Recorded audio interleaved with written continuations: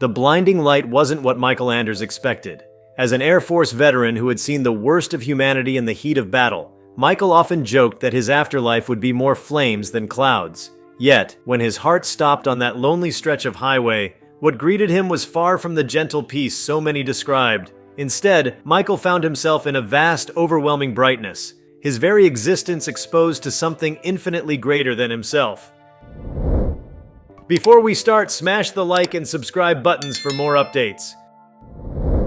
Michael had served in the United States Air Force for 25 years. He was a man shaped by duty and discipline, with an unshakable belief in things he could see and touch. Faith, for him, was more of a distant idea, something he respected but never embraced. His career had been a parade of adrenaline-fueled missions, classified operations, and friendships forged in fire. When he retired, he thought the hardest battles were behind him. He could never have imagined the journey that awaited. The day of the accident started like any other. Michael was driving through the Arizona desert, heading to a reunion with his old squadron buddies. The air shimmered with heat, the endless road stretching before him like a mirage. He didn't see the truck barreling toward him until it was too late. The collision was brutal, the crunch of metal and shattering glass drowning out all else. And then, nothing. When Michael regained consciousness, or what he thought was consciousness, he was no longer in his body. He was suspended in a place that seemed to exist outside of time,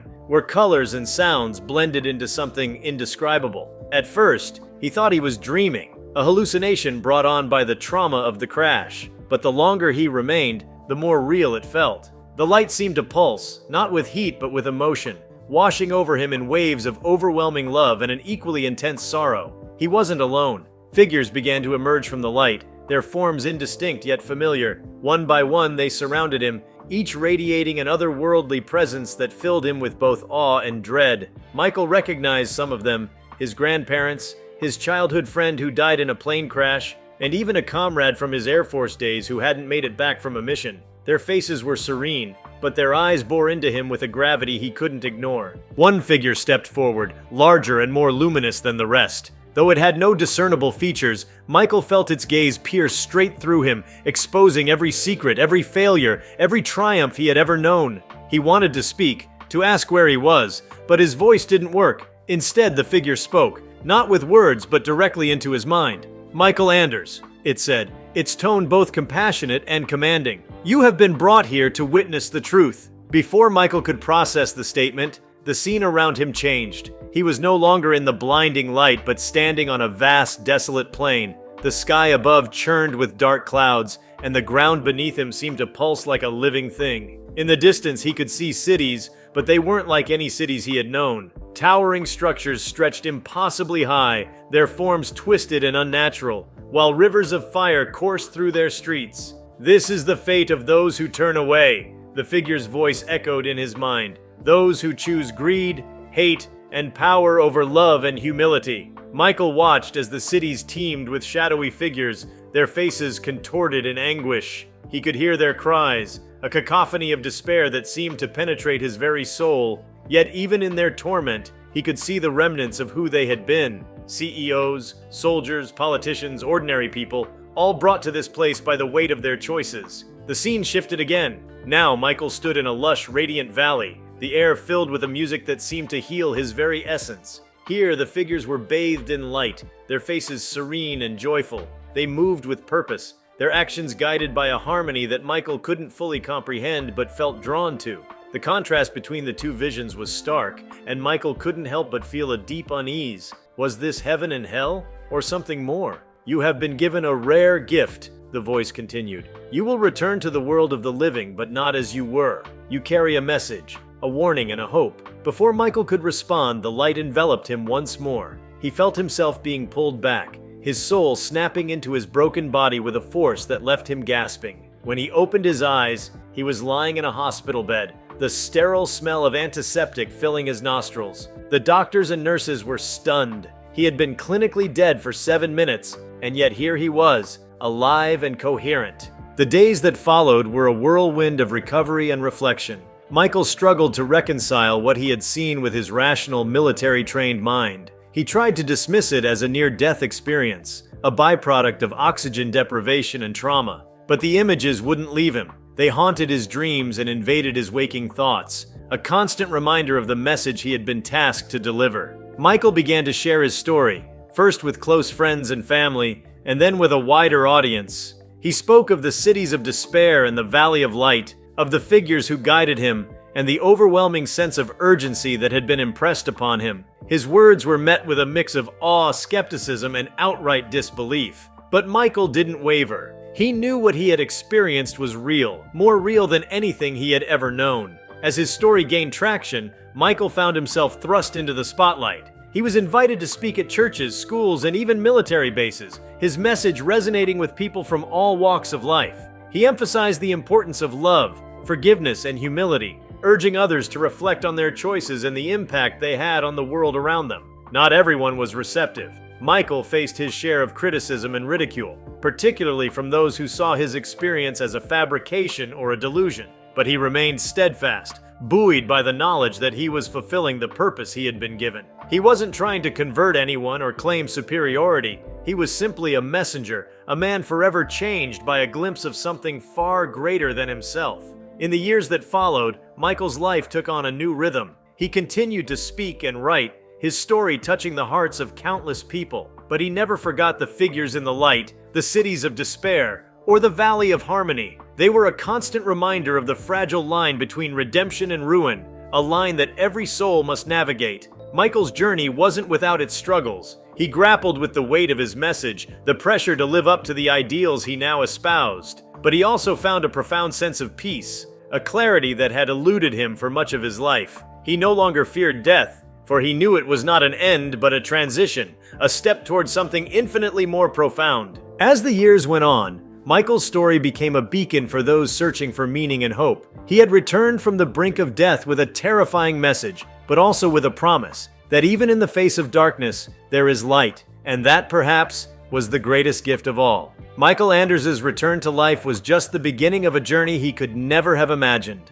As he adjusted to his second chance, he realized the world he had come back to felt both familiar and alien. Something deep inside him had shifted. His senses seemed heightened. Colors were brighter, sounds more vivid, and emotions, both his own and those of others, came rushing at him with an intensity that often left him reeling. It was as though the veil between this life and the next had been permanently lifted, and he now stood with one foot in each realm. The nights were the hardest. Sleep didn't come easily, and when it did, it brought vivid dreams that felt more like visions than subconscious imaginings. In these dreams, Michael revisited the cities of despair and the valley of harmony, but the scenes were no longer static. They unfolded like stories, showing him the lives of the souls who dwelled there. He saw the choices they had made, the small moments of cruelty or kindness that had rippled outward, shaping their fates. These dreams weren't just haunting, they were instructional, as though he was being given a crash course in the consequences of human actions. During the day, Michael felt a compulsion to act. He couldn't explain it, but it was as though an invisible hand was guiding him. He would find himself driving aimlessly, only to stop at a diner or park bench where a stranger was sitting, clearly in need of a kind word or a listening ear. Sometimes these encounters were brief, a passing moment of connection. Other times, they led to deep conversations that left both parties changed. Michael didn't always understand the purpose behind these interactions, but he trusted the instinct that drove him.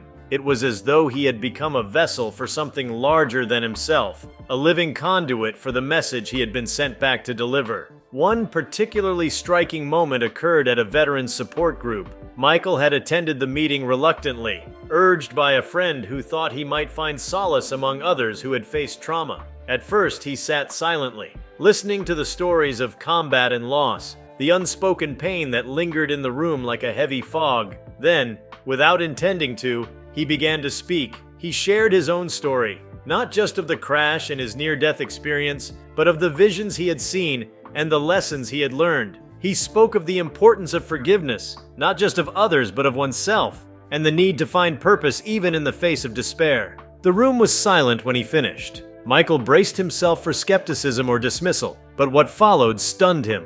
One by one, the other veterans began to open up, sharing their own experiences of near-death, spiritual encounters, or moments of unexplainable clarity. It was as though his story had unlocked something within them, giving them permission to confront the parts of themselves they had buried. That night marked a turning point for Michael. He realized that his message wasn't just about grand cosmic truths, it was about reaching people where they were, helping them to heal and find hope in their own lives. As word of his story spread, Michael found himself drawn into circles he had never imagined. He was invited to speak at interfaith conferences where leaders from different religions and philosophies came together to discuss the nature of existence and the afterlife. At first, Michael felt out of place among theologians and scholars, his military background a stark contrast to their academic or spiritual training, but he soon discovered that his authenticity was his greatest strength. He wasn't there to preach or debate. He was there to share what he had experienced, to be a witness to something that defied explanation but demanded to be acknowledged. One of the most profound encounters during this time was with a scientist named Dr. Elaine Harper, a neurobiologist who had spent decades studying near-death experiences. Dr. Harper was skeptical of Michael's story at first, viewing it through the lens of brain chemistry and physiological responses to trauma. But as they talked, Michael found himself drawn into a deeper discussion about the intersection of science and spirituality. Dr. Harper admitted that despite her skepticism, she had encountered cases she couldn't fully explain, moments where patients described details and events they could not have possibly known. Their conversations became a catalyst for Michael to explore his experience from a new angle. He began to delve into the latest research on consciousness and the afterlife, reading everything he could find on the subject. He wasn't trying to prove or disprove what he had seen. He knew it was real in a way that transcended logic, but he wanted to understand how his experience fit into the broader tapestry of human understanding. The more he learned, the more he realized how much humanity still had to discover about the nature of existence. Michael's journey also brought him into contact with people who were facing their own brushes with mortality. He spent time in hospice centers, sitting with patients who were nearing the end of their lives. These moments were some of the most humbling and profound he had ever experienced. He listened as people shared their fears, regrets, and hopes, and he shared his own story in return. He didn't promise them answers or try to impose his beliefs. He simply offered a glimpse of what he had seen, a reminder that death was not an end, but a transformation. One patient, an elderly woman named Ruth, left a lasting impression on him. Ruth was skeptical of anything spiritual, having lived her life as a staunch atheist. But as her health declined, she began to question whether there might be more to existence than she had previously believed. Michael visited her often, and their conversations ranged from philosophy to personal anecdotes, a dance between doubt and wonder. On the night Ruth passed away, Michael felt an overwhelming sense of peace. He later learned that in her final moments she had whispered, "I think I'm ready to see the light." Not all encounters were as peaceful. Michael also faced resistance and hostility, particularly from those who saw his story as a threat to their beliefs or a challenge to their authority. He received angry letters and emails accusing him of being a fraud or a heretic. Some religious leaders condemned him for not aligning his message with their specific doctrines, while others dismissed him as a charlatan seeking attention. These attacks hurt, but Michael refused to let them deter him. He reminded himself that he wasn't doing this for validation or approval. He was doing it because he had been called to. As the years went by, Michael's story continued to evolve. He began to see patterns in the people he encountered, common threads that connected their struggles and triumphs. He realized that the message he had been given was not just about the afterlife, but about life itself. The choices people made every day, how they treated others, how they viewed themselves, how they used their time, were the building blocks of their ultimate destiny. Heaven and hell weren't just places, they were states of being, reflections of the lives people chose to live. One of the most challenging aspects of his journey was reconciling his message with the violence he had witnessed and participated in during his military career. Michael wrestled with questions of justice and morality, struggling to understand how his actions fit into the larger framework of love and forgiveness. He sought out the advice of spiritual leaders, veterans, and survivors of war, trying to find peace with his past. Over time, he came to see that his experiences in the Air Force had shaped him in ways that were both painful and profound. They had taught him the value of sacrifice, the cost of hate, and the importance of seeking a better way. Michael also began to notice changes within himself that he couldn't explain. His intuition became almost uncanny, allowing him to sense things about people that they hadn't shared. He would walk into a room and feel the emotions of those around him as though they were his own. At first, this was overwhelming, but he learned to channel it into empathy, using it to connect with others on a deeper level. He didn't know if this sensitivity was a gift from his time in the light or simply a byproduct of his experiences, but he embraced it as part of his new purpose. The most surprising development came when Michael began to write. He had never considered himself a writer, but one day he felt an overwhelming urge to put his thoughts on paper. What started as a journal quickly grew into a series of essays and stories, each exploring different facets of his experience and the lessons he had learned. These writings eventually became a book, Between Two Worlds, a journey of life, death, and purpose. The book resonated with readers across the globe, sparking conversations about the nature of existence and the choices that define it. Through it all, Michael remained humble, never forgetting the moment when he had stood before the light and been given a second chance. He often said that he wasn't a hero or a saint. He was just a man who had been shown something extraordinary and felt compelled to share it. His life became a testament to the power of transformation, a reminder that even in the face of death, there is hope and meaning. As he approached the later years of his life, Michael found himself reflecting on the journey he had taken. He thought about the people he had met, the lives he had touched, and the lessons he had learned. He realized that the message he had been given wasn't just for others, it was for him as well. It had taught him to live with purpose, to love without fear, and to embrace the unknown with an open heart. Michael Anders' story did not end with his passing. In many ways, it was only the beginning of an even greater journey, one that transcended the man himself and reached into the hearts and minds of countless others. His experiences had rippled outward, touching lives he would never meet, shaping perspectives he could never imagine. What he left behind was not merely a tale of personal transformation, but a roadmap for anyone seeking answers to life's most profound questions. After Michael's death, his writings, speeches, and recorded interviews gained an almost mythical status. Libraries, spiritual centers, and academic institutions began archiving his work, treating it not just as a testament to his personal journey, but as a piece of cultural and philosophical significance. His book, Between Two Worlds, became a central text in discussions of near-death experiences, spirituality, and the human connection to the divine. Universities held symposiums dedicated to his insights, drawing thinkers from a broad spectrum of disciplines: science, theology, philosophy, and psychology. What set Michael apart was the universality of his message. He didn't belong to any one religion or ideology, and that made his story resonate across boundaries. Christians saw echoes of their own teachings in his accounts of love and forgiveness. Buddhists found parallels in his descriptions of interconnectedness and karma. Even secular humanists appreciated his emphasis on the impact of everyday choices. This inclusivity gave his story an enduring power, allowing it to bridge divides that so often separated people. Perhaps the most significant aspect of Michael's legacy was the way it spurred others to share their own experiences. Inspired by his courage and honesty, people began coming forward with their own accounts of near-death experiences and spiritual awakenings. What had once been a taboo subject, relegated to the fringes of science and society, began to move into the mainstream. Support groups and online communities sprang up, creating spaces where people could discuss their encounters with the unknown without fear of judgment. Michael's story acted as a catalyst for a broader cultural shift, one that acknowledged the mystery of life and death, while encouraging open dialogue about what it means to truly live. One of the most profound impacts of Michael's work was on the scientific community. Although his story was rooted in the spiritual, it raised questions that demanded scientific exploration. Researchers in fields as diverse as neuroscience, quantum physics, and cosmology began studying phenomena like near-death experiences, shared death experiences, and consciousness itself. Michael had often said that his experience wasn't meant to replace science, but to complement it, to remind people that the answers they sought might lie at the intersection of the physical and the metaphysical. Dr. Elaine Harper, the neurobiologist who had once been skeptical of Michael's story, became one of the leading voices in this burgeoning field of study. Inspired by her conversations with him, she launched a groundbreaking research initiative to explore the nature of consciousness and its relationship to the brain. Her team made remarkable discoveries,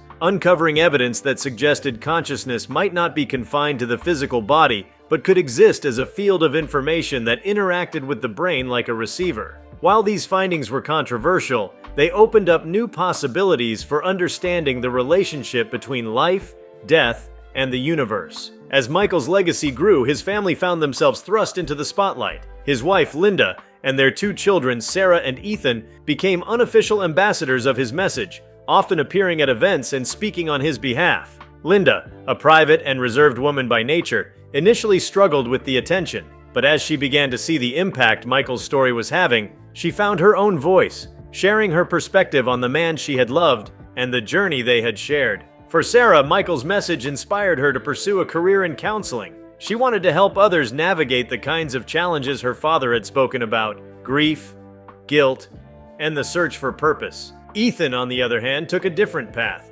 channeling his father's legacy into art. A talented painter, he began creating works that depicted the visions Michael had described: the cities of despair, the valley of harmony, and the luminous figures who had guided him. Ethan's art struck a chord with people, translating Michael's words into images that evoked both wonder and introspection. Communities around the world began adopting Michael's teachings in unique and creative ways. In one small town in the Midwest, a group of volunteers started a program called The Ripple Effect, inspired by Michael's descriptions of how small acts of kindness could create waves of positive change, no matter how small, and share their stories with others. Over time, the initiative grew, spreading to other towns and even gaining international attention. In another part of the world, a group of educators developed a curriculum based on Michael's message, aimed at teaching children about empathy, compassion, and the consequences of their actions. The program included lessons on mindfulness,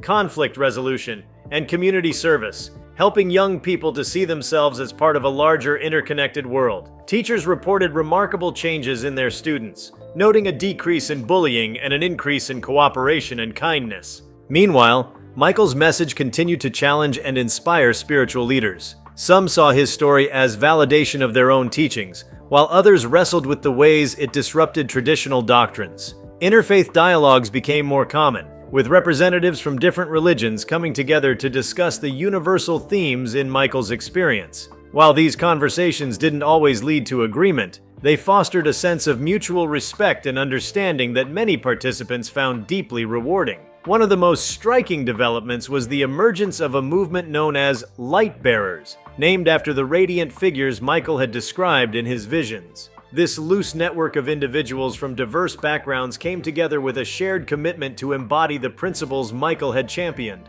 love, forgiveness, humility, and service. Light bearers didn't adhere to a specific doctrine or hierarchy. Instead, they operated as a decentralized community, united by a common purpose. They organized volunteer efforts, supported one another through life's challenges, and worked to create positive change in their local communities. Over time, Michael's influence extended even into areas he might never have expected, such as environmental activism. Inspired by his emphasis on interconnectedness, some advocates began framing their efforts to protect the planet as not just a scientific or economic necessity, but a spiritual imperative. They argued that caring for the Earth was an extension of caring for one another, a way of honoring the interconnected web of life that Michael had so vividly described. As the years went by, the cultural landscape continued to shift. Conversations about death, once shrouded in fear and avoidance, became more open and honest. People began to see death not as an enemy to be conquered, but as a natural part of life, one that could teach valuable lessons about how to live. This change wasn't solely because of Michael's story, but his contributions were undeniably significant. He had sparked a movement, one that invited people to look beyond their immediate concerns and consider the bigger picture. For those closest to Michael, his legacy was both a source of pride and a reminder of the man behind the message. Linda often reflected on the years they had shared before the accident, remembering the flaws and complexities that had made Michael human. She knew better than anyone that he wasn't perfect, and she found comfort in the fact that his story didn't demand perfection from others. It simply asked them to try, to love a little more, forgive a little faster, and live a little more deeply. Michael's grandchildren, born after his death, grew up hearing stories about their grandfather's journey. They would sit wide-eyed as Linda and their parents recounted the visions he had seen and the lessons he had shared. As they grew older, they found their own ways to carry his message forward, whether through their careers,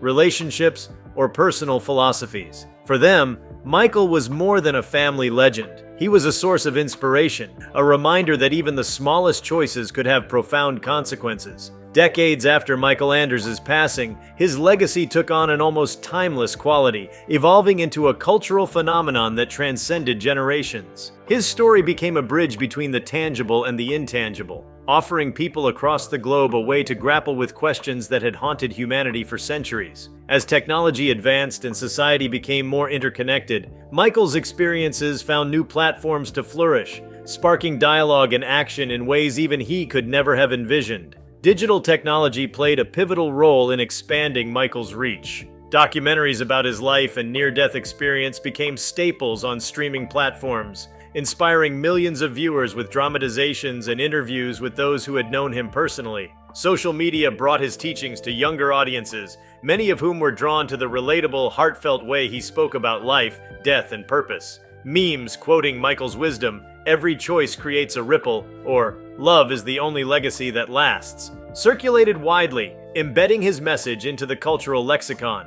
One fascinating development was the rise of immersive experiences based on Michael's visions. Virtual reality, VR technology, allowed users to step into recreations of the cities of despair and the Valley of Harmony, offering them a visceral understanding of the consequences of their choices. These VR programs, often developed in collaboration with spiritual leaders and psychologists, became popular tools for therapy, education, and personal growth. People reported transformative experiences after walking through these virtual worlds, gaining clarity about their own lives and decisions. Meanwhile, Michael's message began to influence policy and leadership in unexpected ways. Workshops inspired by his teachings were developed for corporate executives, focusing on ethical decision-making and the long-term impact of business practices. Political leaders, too, began referencing his story in speeches, using it as a call for unity, compassion, and responsibility. While not everyone embraced these ideas, the conversations they sparked were undeniable, encouraging a broader shift toward values-driven leadership. Michael's influence also extended into the arts in profound and enduring ways. Writers, filmmakers, and musicians drew inspiration from his story, creating works that explored the themes of interconnectedness, redemption, and hope. One critically acclaimed film, Ripples of Light, wove elements of Michael's journey into a fictional narrative, capturing the imagination of audiences around the world. The film's release marked a resurgence of interest in Michael's teachings, particularly among those who had never encountered his story before. For those who lived in the world Michael had helped shape, the essence of his message became a guiding principle. Every action, no matter how small, matters. This ethos inspired not just individuals but movements, global campaigns for kindness, efforts to address systemic inequality, and grassroots initiatives to foster community and connection. People began to see themselves as part of a larger whole, their lives intertwined in ways that demanded care and accountability. If you liked this video, please give it a like and subscribe to our channel. Also, leave your comments below and tell us,